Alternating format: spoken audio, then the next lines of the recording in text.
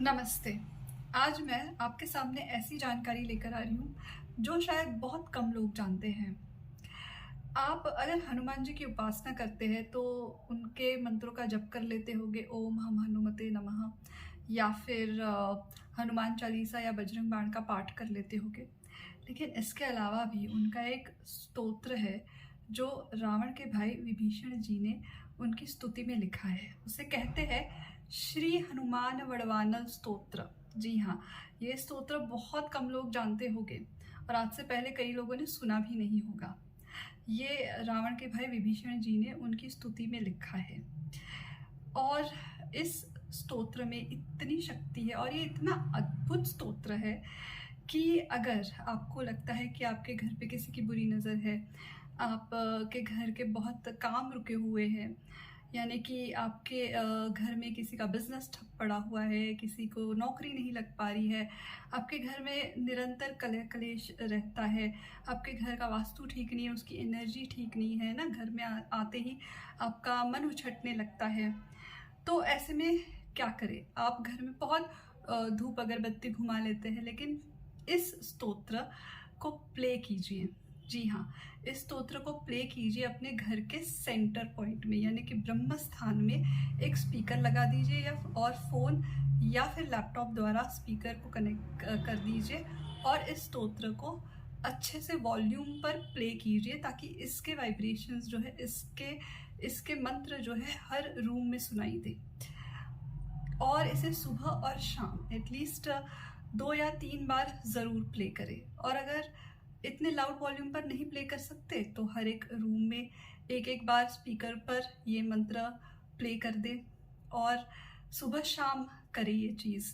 और आप देखेंगे कुछ दिनों में आपको लगेगा कि जो भी आपका काम रुका हुआ था, आपको लग रहा था कि किसी ने आपका काम रोक दिया है, बांध दिया है, हमें बहुत सारे ऑब्स्टेकल्स जैसे महसूस हो रहे थे, वो धीरे धीरे से क्लियर होने लगे हैं और आपके घर में भी एनर्जी जो है काफ़ी क्लीन होती हुई आपको नज़र आएगी। आपको घर में एक अलग एनर्जी फील होगी, आपको लगेगा कि अब घर में जो है थोड़ी सी नकारात्मक ऊर्जा दूर होकर थोड़ी सी पॉजिटिविटी का आगमन होना शुरू हुआ है।